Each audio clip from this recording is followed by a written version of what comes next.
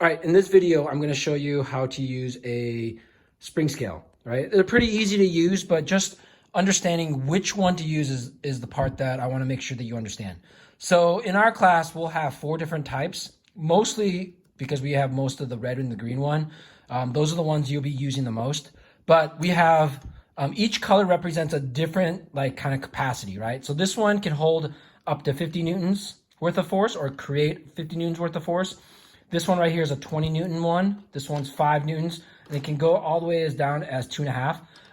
I've seen as small as 1 Newton, but it's color coded for that purpose, right? So we want to make sure we understand how to use all these that we're going to be using in class. Okay, so when using these, before you start using it, there's a couple things you need to know. Number one is on one side, you'll see newtons, and the other side, there's grams, right? So this one will measure mass.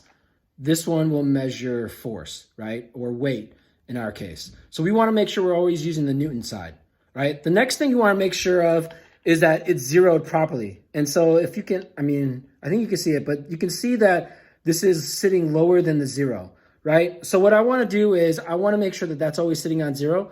And if you use these from time to time, it's going to get messed up. So we want to make sure it's always starting on 0, right? So what you can do is you can change the tension of the spring here, right? By kind of like turning the knob this way or that way, right? So in this case, since it was lower than the 0, I'm going to turn it right clockwise, right? So when I turn it clockwise, you'll see that the plunger will start to go up, right?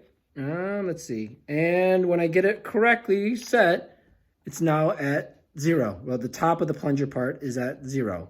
Okay, so we always want to make sure that that's always at the 0 mark before we get started. Okay, so now that we know how to use one of these things, right?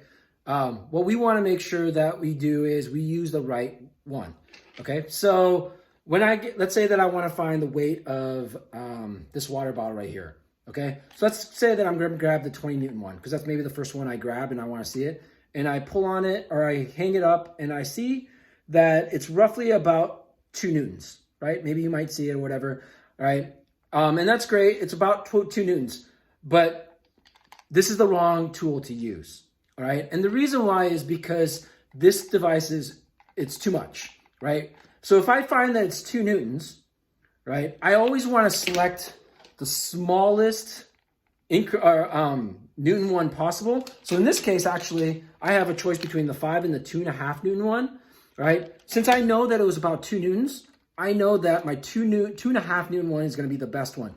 And the reason why it's the best is because it's the most accurate. It's got the most amount of lines, right, compared to all the other ones, all right? So like you can really, really, really hone in on like the 0.1 with this one, which is really, really, really helpful when you want to get a precise number, right? We always want the most accurate number possible. And the way you get the most accurate is by choosing the smallest spring scale that fits with the weight that it is. So since I know that it's 2 Newtons roughly, I'm going to use the smallest one, right? And again, right, what I thought was 2 Newtons on my red one, in reality, it actually isn't quite 2 Newtons. It's actually 1.7 Newtons. So I was 0.3 Newtons more accurate because I chose to use a smaller one than the bigger one. So any chance that you get, you always want to choose the smallest spring scale possible. And that's the way you become the most accurate with your results. And there it is.